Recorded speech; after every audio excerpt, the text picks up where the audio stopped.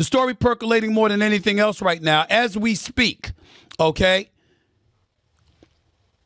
is the war with Iran. Now, I know we don't want to call it that because it's not a full-fledged war, because we all know that the United States Congress, who hasn't declared war since 1942, if I remember correctly, they certainly haven't done that. So Stephen A. Smith just delivered one of his most powerful takes on American political dysfunction. And it's hitting different because we're literally watching his predictions play out in real time. He's calling out both parties while we're in the middle of escalating tensions with Iran. Let's break this down. As of today, a few hours ago, as many as 140 U.S. service members have been wounded so far.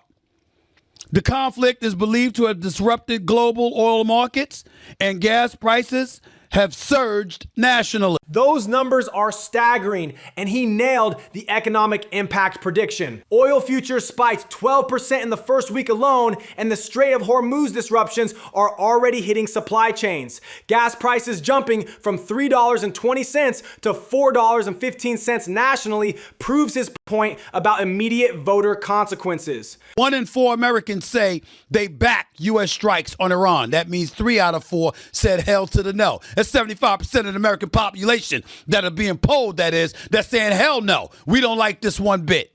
That polling data is devastating for any administration. When 3/4 of Americans oppose military action, you're looking at a massive democratic deficit. This sets up his broader point about politicians ignoring public will for partisan gain, something we're seeing play out exactly as predicted. The big political risk for President Trump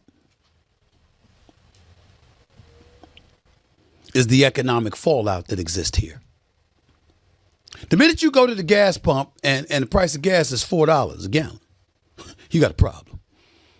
We can sit up there and strike it any way we want. So this is a big, big risk. He's absolutely right about the economic trap. The failed Qatar peace talks 3 weeks ago showed diplomatic alternatives existed, but political pressure pushed toward military action anyway. Now consumer confidence is plummeting with gas prices, validating his warning about electoral consequences when pocketbook issues hit. Politicians on Capitol Hill and the power that they wield, and how what's at the real core of our problems as Americans right now is the fact that we can't trust a single damn decision that's made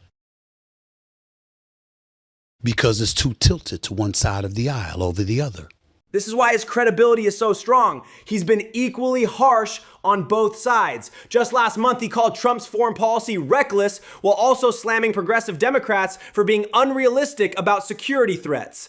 That balanced criticism makes his institutional critique more powerful. See, if you have bipartisanship and you had an abundance of Democrats voting with the Republicans and a bunch of Republicans voting with the Democrats, we could at least say we're unified as a government, as a nation, and we're comfortable with whatever decision they make because we know that whether we agree or disagree, they're making decisions that are in the best interest of America as opposed to their party. And we'd be cool with that because we'd be more self-assured. Exactly right.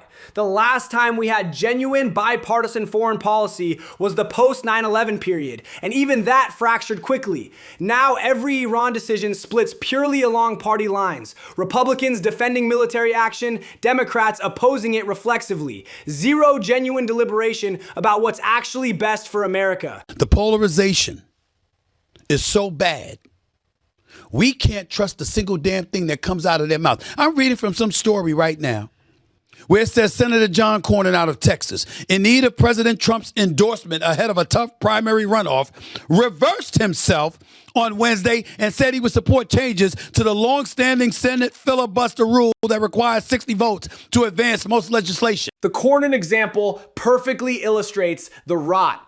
A senator with 30 years of experience abandoning his stated principles the moment his re-election is threatened. This isn't governance. It's political survival at the expense of consistent policy. And it's happening on both sides constantly. Don't you hate when you see as an American citizen when the Democrats in lockstep vote on one side and the GOP in lockstep vote on another? I'm in a room with 6 people. 6! I can assure you without asking them a single damn question, we don't agree on everything. But we agree on something. But the Democrats and the Republicans will act like that doesn't exist. That 6-person room analogy is brilliant because it exposes how artificial our political divisions really are. Real people find common ground constantly, but our representatives perform this theatrical opposition where literally everything must be contested. It's political theater, not genuine disagreement. Safeguard American Voter Eligibility Act will require Americans to provide documentary proof of United States citizenship, such as a passport, a birth certificate, or naturalization papers when registering to vote in federal elections.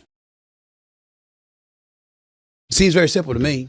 He's been consistent on voter ID for years, calling it basic common sense, while criticizing Republicans for other voting restrictions. This SAVE Act example proves his point, something 80% of Americans support across party lines, yet it splits perfectly along partisan voting patterns. Last time I checked, I don't recall a single incident in my adult life where I did not need an ID to do something. Got to have a driver's license. You understand? If you want to get tickets on Ticketmaster, you got to have some form of ID. You want to go up and pick up tickets at a game, you got to have an ID.